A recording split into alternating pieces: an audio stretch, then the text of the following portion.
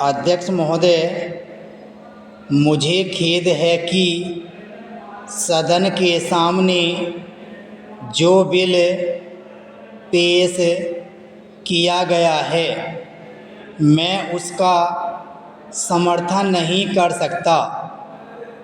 हम देखते हैं कि जहाँ तक भ्रष्टाचार को कम करने का प्रश्न है, अभी तक कानूनों के द्वारा उसमें विशेष सफलता नहीं मिली है।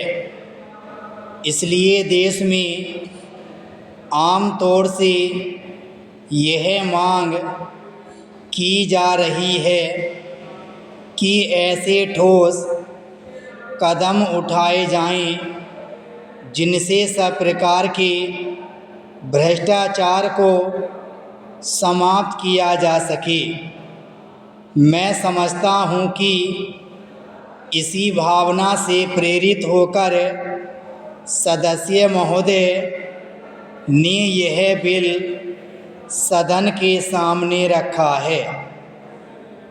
इस संबंध में मैं यह निवेदन करना चाहता हूं कि केवल कानून बना देने अथवा कानूनों में संशोधन कर देने से ही भ्रष्टाचार का अंत नहीं हो सकता है।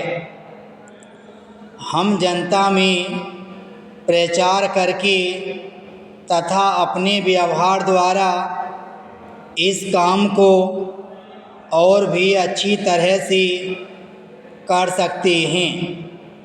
आज आवश्यकता इस बात की है कि समाज का जो ढांचा है उसमें परिवर्तन किया जाए।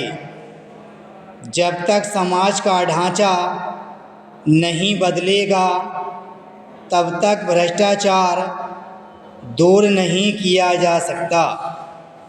इसमें संदेह नहीं कि यह तो एक बहुत बड़ी बात है जिसको करने में समय लग सकता है, लेकिन कम से कम इतना तो आसानी से किया जा सकता है कि जो लोग शासन को चला रहे हैं वे ऐसे आदर्श कायम करें और ऐसा जीवन व्यतीत करें जिससे लोगों में यह भावना पैदा हो कि भ्रष्टाचार करने पर उनको हानि उठानी पड़ेगी।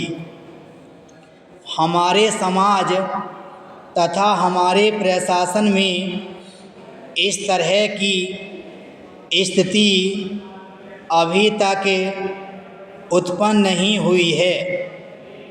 मैं कोई ख़ास मामला तो आपके सामने नहीं रखना चाहता हूँ, लेकिन आम तौर से भ्रष्टाचार के बारे में जनता में जो भावना है उसकी तरफ इशारा करना चाहता हूँ।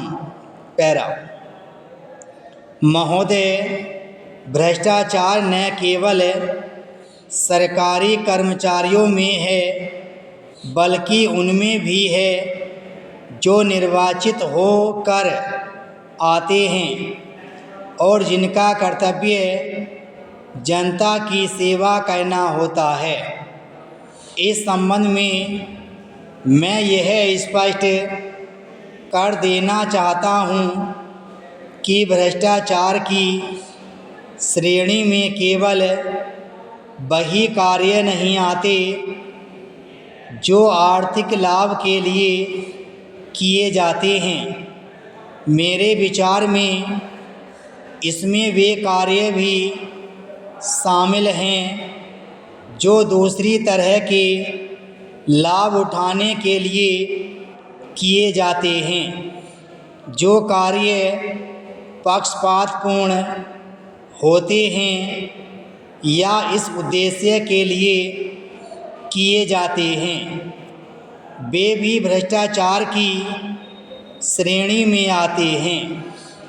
अतः सरकार को चाहिए कि समाज से भ्रष्टाचार का नासूर शीघ्र से शीघ्र समाप्त कर दिया जाए। विराम स्टॉप।